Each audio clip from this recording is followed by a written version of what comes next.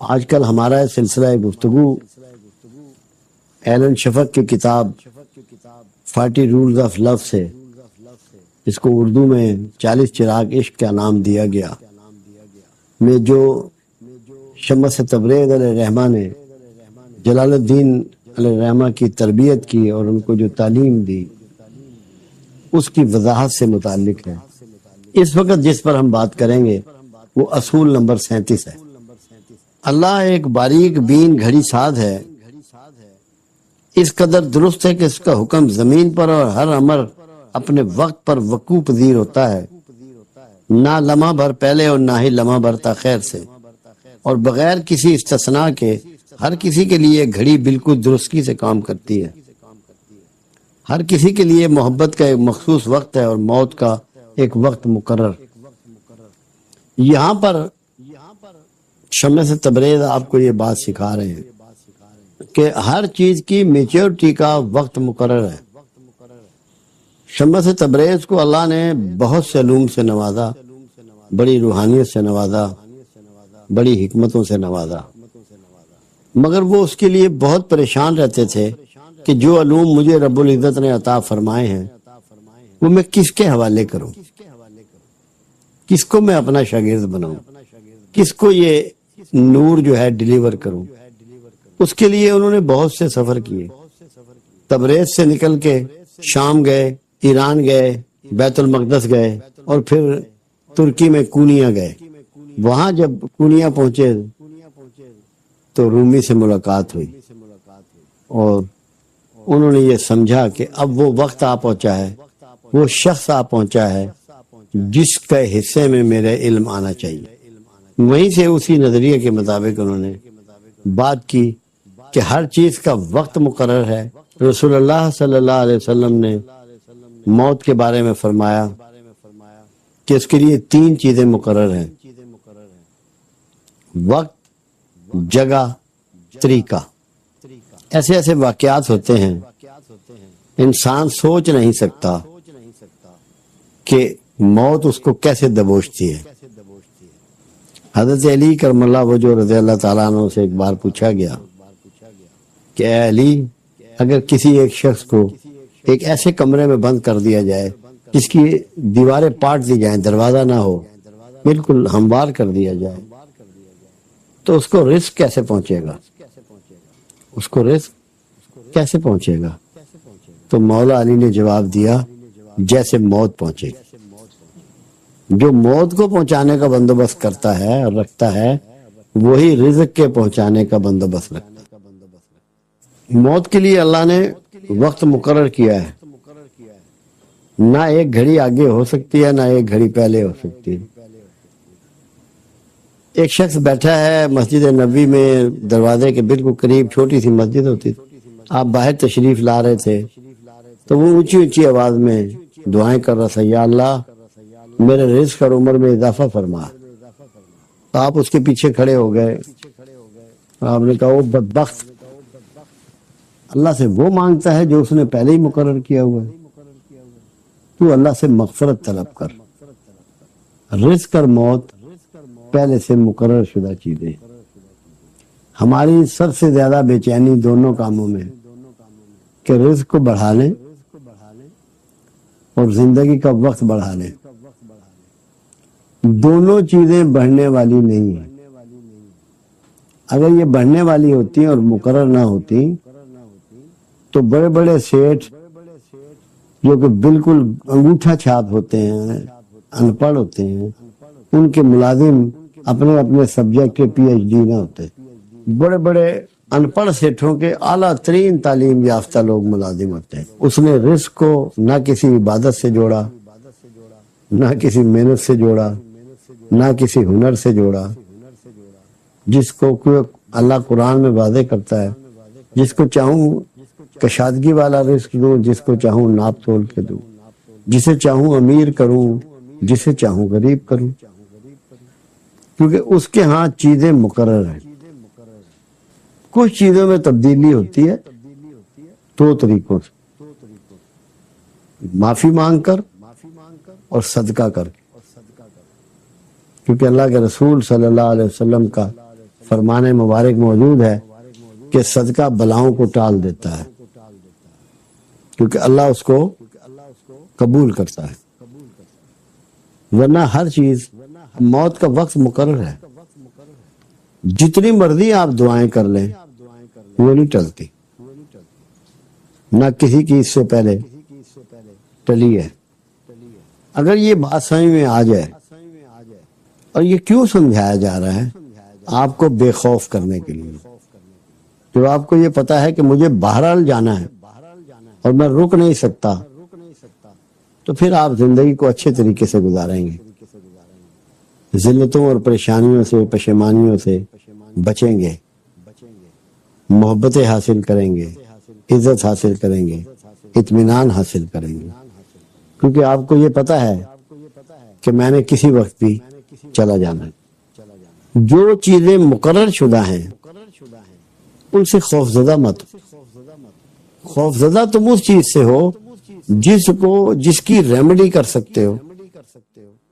دو چیزوں کا علاج اللہ نے آسمان سے زمین پر نہیں اتارا، ایک موت کا اور ایک بڑھاپے کا، تو تم ان دونوں سے بچنے کے اسباب مت کرو، کیونکہ یہ تمہاری ساری کوششیں جو ہیں رائے گاہ جائیں گی۔ موت بھی آ کر رہے گی، بڑھاپا بھی آ کے رہے گا۔ تو جو مقرر چیزیں ہیں انہیں تسلیم کر لو۔ جب انہیں تم پہلے سے مان لو گے، تسلیم کر لو گے، وویلا ختم ہو جائے گا، ایجیٹیشن ختم ہو جائے گا، شور ختم ہو جائے گا، ناشکری ختم ہو جائے گا۔ اصول یہ ہے کہ اللہ کے مقرر کردہ چیزوں کو اس کے عین مطابق تسلیم کر لو۔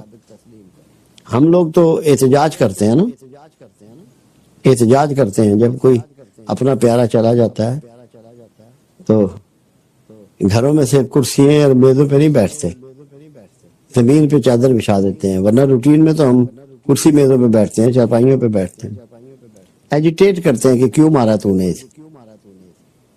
اس کو تسلیم نہیں کرتے کہ یہ اس کے سسٹم کا حصہ ہے۔ اسی طرح کسی کے اقتدار کا بھی وقت ہے، اس کی عزت کا بھی وقت ہے، اور کسی سے محبت ہو جانے کا بھی وقت ہے۔ وہ کسی سے بھی ہو سکتی ہے، اللہ سے ہو سکتی ہے، اس کے رسول سے ہو سکتی ہے، اولیاء عظام سے ہو سکتی ہے، ماں باپ سے، بہن بھائیوں سے ہو سکتی ہے، کسی اور دوسرے انسان سے ہو سکتی ہے، کسی اور سامان سے ہو سکتی ہے۔ وہ بھی وقت مقرر ہے، اپنے وقت پر ہی ہوتی ہے، وقت سے پہلے محبت بھی نہیں ہوتی۔ کیوں؟ آپ کی میچیورٹی کا ٹائم ہے۔ جو چیز بنیادی طور پہ آپ کو میچیور کرتی ہے وہ لو ہے، محبت ہے۔ جب تک کہ انسان کے سینے میں محبت پیدا نہ ہو، محبت جاگزی نہ ہو، وہ کبھی بھی میچیور نہیں ہو سکتا، بالغ نہیں ہوتا۔ عمر سے نہیں بالغ ہوتا، محبت سے انسان بلوغت حاصل کرتا ہے۔ جب محبت اس کے اندر پیدا ہو جاتی ہے، اس کے اندر کے قربانی کے جذبے جو ہیں وہ جوان ہو جاتے ہیں، وہ سیکریفائز کرنا سیکھ لیتا ہے، اور جو سیکریفائز کرتا ہے وہ امر ہو جاتا ہے۔ اور ایثار کے لیے محبت ضروری ہے، بغیر محبت ایثار ممکن ہی نہیں ہے، اس کا وقت مقرر ہے۔ بے شمار تاریخ میں ایسی مثالیں موجود ہیں کہ لوگوں نے اپنی جانیں قربان کی ہیں۔ آپ دیکھیں کہ رسول اللہ صلی اللہ علیہ وسلم پر احد میں کتنے جانثار تھے، اور کس طرح تیروں کی بارش تھی، اور کیسے اپنے سینوں پہ تیروں کو روک رہے تھے۔ وہ محبت ان کے اندر پیدا ہو گئی تھی، اور اس کی میچورٹی کے لمحے آپ پہنچے تھے۔ اگر محبت آپ کے اندر پیدا ہو جائے، موت پھر آپ کا کچھ نہیں بگاڑتی، آپ امر ہو جاتے ہیں۔ اب کتنے لوگ ہیں جو بظاہر مر چکے ہیں، مگر ان کے مزاروں پہ دیے جل رہے ہیں، چراغاں ہو رہا ہے، کھانے پک رہے ہیں، اللہ رسول کا نام لیا جا رہا ہے، خدمت کے کام ہو رہے ہیں، تو کیا وہ مر گئے؟ وہ یقیناً امر ہو گئے، مرے نہیں۔ کیوں؟ کہ ان کے اندر محبت پیدا ہو چکی تھی، اور جو محبت ان کے اندر پیدا ہوئی وہ تھی تو اللہ کی، مگر اس کا اظہار لوگوں پر ہوا، مخلوق پر ہوا۔ جس کی صدیوں بعد بھی آج مخلوق اس کا معاوضہ اس کو پے کر رہی ہے۔ آپ کے شہر لاہور میں بہت بڑی جگہ ہے داتا گنج بخش کا مزار، علی بن عثمان اجمیری علیہ رحمہ کا۔ میرے خیال میں کم سے کم 50,000 وزٹر تو ڈیلی کا ہو گئی، شاید زیادہ بھی ہو۔ تو حکومت کہتی ہے انہیں جاؤ، پولیس کہتی ہے ڈرا کے وہاں حاضری دو، کوئی اور ادارہ کہتا ہے، اندر کہتا ہے، دل کہتا ہے، اس کے اندر ان کی محبت پیدا ہوتی ہے۔ کیوں؟ انہوں نے لوگوں کو محبت دی، اور محبت کا یہ اصول ہے کہ جب اصلی محبت دو گے تو زمانہ تمہیں اس کی واپس لوٹائے گا۔ آج زمانہ ان کی اس محبت کو، اس چاہت کو جو انسانوں کو دی واپس لوٹا رہا ہے، پلٹا رہا ہے۔ تو انہوں نے موت کو پچھاڑ دیا ہے۔ محبت وہ چیز ہے جو موت کو پچھاڑ دیتی ہے۔ موت ہر چیز کو فراموش کر دیتی ہے، سب چیزیں بھول جاتے ہیں، چہرے یاد نہیں رہتے، باتیں یاد نہیں رہتی۔ اگر اس میں غالب ہو محبت تو وہ سارا کچھ یاد رہتا ہے، جو کچھ گزرا ہوا ہوتا ہے۔ صدیوں بیت جاتی ہیں، 950 سال ہو گئے ہیں بابا جی کو، داتا گنج بخش کو، تو آج بھی لوگ دیوانہ وار وہاں جا رہے ہیں، کیونکہ جب ان کی زندگی میں محبت تقسیم ہو رہی تھی، آج بھی محبت اسی طرح بانٹی جا رہی ہے۔ محبت وہ قوت ہے جو موت کو پچھاڑ دیتی ہے۔ اور یہاں اس اصول نمبر 37 میں جہاں وہ وقت کی پابندی کی بات کر رہے ہیں، اللہ کی ٹائم مینجمنٹ کی بات کر رہے ہیں۔ اللہ کا پورا کائنات کا نظام، انسانوں کی پیدائش، جانوروں کی پیدائش، ان کے انڈے دینے کا ٹائم، ان کے بچے دینے کا ٹائم، موسموں کے بدل جانے کا وقت، سورج کے نکلنے کا وقت، سارا کچھ طے ہے۔ یہ نظام الاوقات کا پورا نظام پروردگار عالم کا بھرپور ہے اور مکمل ہے، اور قیامت تک اس میں تبدیلی نہیں آئے گی۔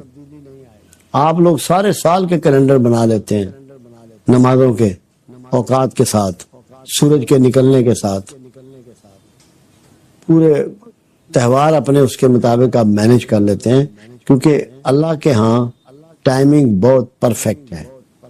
یہ ہمیں اس لیے سکھا رہا ہے مالک کہ اگر کائنات میں کامیابیاں چاہتے ہو تو پرفیکشن حاصل کرو ٹائمنگ میں۔ یہ وہ قوت ہے جو میں نے تمہیں عطا کی ہے، اس کو ویسٹ مت کرو، ضائع مت کرو۔ جو افراد، جو قومیں وقت ضائع کرتی ہیں، اللہ انہیں ضائع کر دیتا ہے۔ وہ کبھی بھی پنپ نہیں سکتی، کامیاب نہیں ہو سکتی۔ آپ کے سامنے ہیں، آپ گواہ ہیں۔ دنیا میں جتنی قومیں اس وقت کامیاب ہیں، وہ ساری وہ ہیں جو وقت کی پابند ہے، اپنی بات کی پابند ہے، اپنے اصولوں کی پابند ہے۔ اور یہی یہ بات آپ کو سمجھانے کی کوشش کی جا رہی ہے۔ وقت کے پابند ہو جاؤ، اصول کے پابند ہو جاؤ، وعدے کے پابند ہو جاؤ۔ قرآن کہتا ہے وعدے کی تم سے پوچھ کروں گا، کمٹمنٹ کے پابند ہو جاؤ، اور محبت کے پابند ہو جاؤ۔ اگر تم نے یہ اصول سیکھ لیے تو اس کا مطلب ہے شمس تبریز کے اصول نمبر 37 سے پوری طرح مستفید ہو۔ اللہ کرے کہ یہ وقت کی پابندی، میں نے اس پہ ایک لیکچر ڈیلیور کیا تھا بہت پہلے، ٹائم مینجمنٹ آف پروفٹ، رسول اللہ صلی اللہ علیہ وسلم کی ٹائم مینجمنٹ کیا تھی۔ اگر خدا کرے کہ ہمیں ٹائم مینجمنٹ کا آرڈر آ جائے، چاہے ہم رسول اللہ سے سیکھیں، قرآن سے سیکھیں، شمس تبریز سے سیکھیں، ہمارے بہت سے فیلئر ختم ہو سکتے ہیں۔ اس کو اگر ہم پکڑ لیں، ٹائم مینجمنٹ کو درست کر لیں کہ ہمیں کون سا کام کس وقت کرنا ہے، کس طرح کرنا ہے، یہ اگر ہم سیکھ لیں، سب کے 24 گھنٹے برابر ہوتے ہیں، کسی کے پاس 26 گھنٹے نہیں ہوتے، اس کی یوٹیلائزیشن ہوتی ہے۔ آپ کے سامنے ہے میری زندگی کہ کتنی مصروفیت ہے، اس کے باوجود میں لوگوں کی غمی میں پوری طرح شامل ہوتا ہوں، لوگوں کی شادی بیاہ کی خوشی کی تقریبات میں پوری طرح شامل ہوتا ہوں، اپنے دوستوں کی محفل میں جو میرے بچپن کے ساتھی ہیں، جوانی کے ساتھی ہیں، ان کے ساتھ پوری طرح شامل ہوتا ہوں، اپنی فیملی کو مکمل طور پہ اٹینڈ کرتا ہوں، کیونکہ ان کو وقت دینا بھی میرے فرائض میں شامل ہے، اور کتابوں کا سلسلہ بھی ہے، لیکچروں کا سلسلہ بھی ہے، سوشل ورک بھی ہے، شہر کے مسائل بھی ہیں، ڈیرے کا رش آف پبلک بھی ہے۔ اگر میں ٹائم مینجمنٹ نہ کرتا ہوں تو میرے لیے یہ پاسبل ہی نہیں ہے کہ میں اتنے بہت سارے کام کر سکوں۔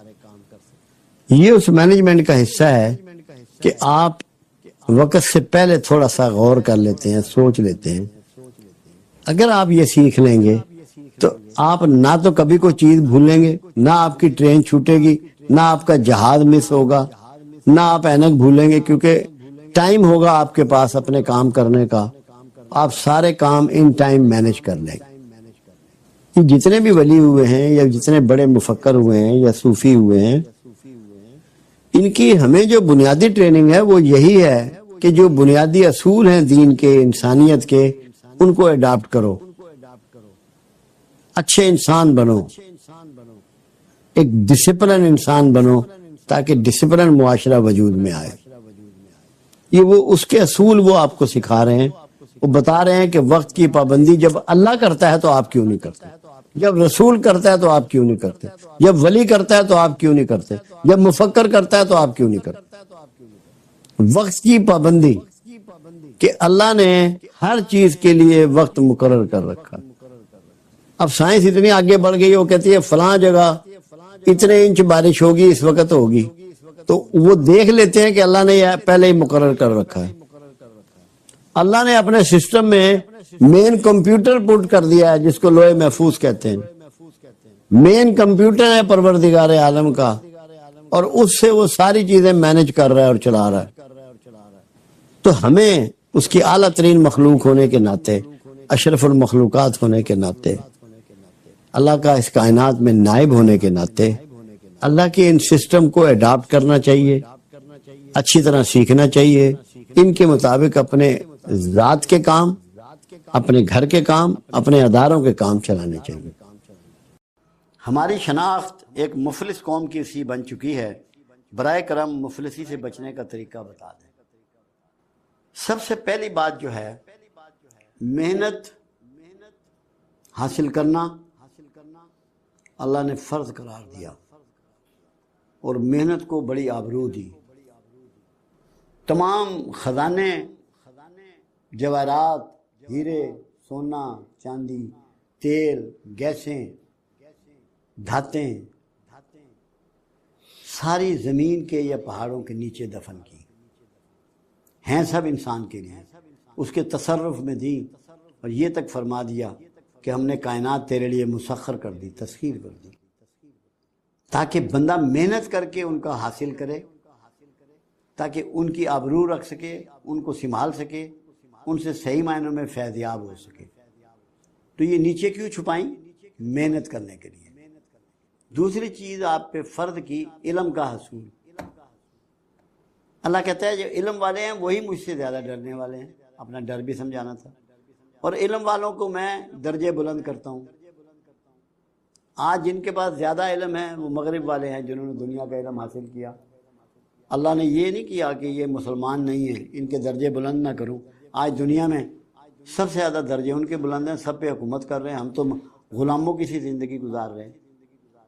کیوں؟ کہ ہم نے علم میں کاوش چھوڑ دی، جدوجہد چھوڑ دی، تحقیق چھوڑ دی، جستجو چھوڑ دی۔ پھر اللہ نے یہ کہا کہ مجھے سب سے نزدیک میرے انعام یافتہ لوگ اور مقرب وہ ہیں جو کھڑے بیٹھے کروٹوں کے بل میری صنائی پہ غور کرتے ہیں، یعنی کہ پروڈکشن پہ، اس پہ پیدائش پہ، چیزوں کی بنانے پہ، صنائی، صنعت۔ غربت دور کرنے کے لیے علم کے ساتھ محنت اور سائنسی علوم کا ہونا لازمی۔ محنت کی بات آپ یہ سمجھ لیں، ایک شخص کہنے لگا میں بڑا مقروض ہوں، بڑا غریب ہوں، سارے اصحاب رسول بیٹھے ہوئے تھے، آپ بھی تشریف فرما تھے۔ آپ نے کہا تمہارے گھر میں کچھ ہے؟ فرمایا ایک لکڑی کا پیالہ ہے جس میں ہم پانی شانی پیتے ہیں، کھانا، اور بھی کوئی برتن ہے۔ فرمایا جاؤ لے آؤ۔ جب وہ گھر سے لے آئے آپ نے اس کی بولی لگوائی. اس طریقے کو لائنز کلب نے اپنایا. لائنز کلب ایک سسٹم ہے، انہوں نے اپنایا. وہ سامان کی بولی لگواتے ہیں اور اس کی قیمت لگوا کے وہ قیمت اس بندے کو دیتے ہیں، اسے کسی کام پہ لگاتے ہیں. یہ انہوں نے رسول اللہ صلی اللہ علیہ وسلم سے سیکھا. آپ نے بولی لگوائی اور جب اس کو پیسے ملے فرمایا کہ ان کا تو آٹا لے لے یا کھانا لے لے 2 دن کا. لکڑی اس کسی ساتھی سے کہا کہ تم جنگل سے ایک درخت سے لکڑی کاٹ کے 2 دستہ بناؤ اور اس سے تو لوہے کا کلہاڑا لے لے، اور صبح سے تو نے جنگل میں سے لکڑیاں کاٹنی ہیں اور بیچنی ہیں. 2 دن کا آٹا تیرے پاس ہے، باقی ارینجمنٹ ہو جائے گا. یہ نہیں کہا کہ اسے 5 روپے دو. بھیک کی جگہ محنت کرنی ہے، جدوجہد کرنی ہے، کاوش کرنی ہے. گھر کا ہر فرد کرے گا، ضرورت مندوں کا ہر فرد کرے گا. یہ پہلا پازیٹیو وے ہے. دوسرا یہ ہے کہ آپ رسول اللہ کی زندگی کا مطالعہ کریں. کتنے جوڑے کپڑے تھے، کتنے جوتے تھے، کتنی تلواریں تھیں، کتنے بستر تھے، کتنے برتن تھے. اللہ کے رسول نے پوری کائنات کو ٹیچ کر دیا کہ مفلسی سے بچنے کا طریقہ یہ ہے کہ کم سے کم سامان زندگی کے ساتھ زندگی گزارو. کم سے کم سامان کے ساتھ زندگی گزارو. یہ طریقہ ڈیزائن کیا رسول اللہ صلی اللہ علیہ وسلم نے. خوراک میں بھی جتنا کم آپ نے کھایا کائنات میں ریکارڈ نہیں ملتا کہ کسی نے اتنا کم کھایا. اناج تو 63 سالہ زندگی میں 1.25 من بھی نہیں کھایا. کتنی کھجور کھائی. خود عائشہ صدیقہ رضی اللہ تعالیٰ عنہ کا قول مبارک ہے کہ ہمارے گھر میں 2 مہینے چولہا نہ جلتا. کتنا کم کھاتے تھے. یہ ہمارے لیے ڈیزائن کیا کیونکہ ہم پہ آپ کی پیروی فرض ہے. ہمارے لیے ڈیزائن کیا. اگر ہم لوگ کم سامان، کم کھانے، کم بسترے، کم جوتے، تقریب میں تھوڑے بندے، تھوڑی تقریبیں، تو کیا مفلسی رہ جائے گی؟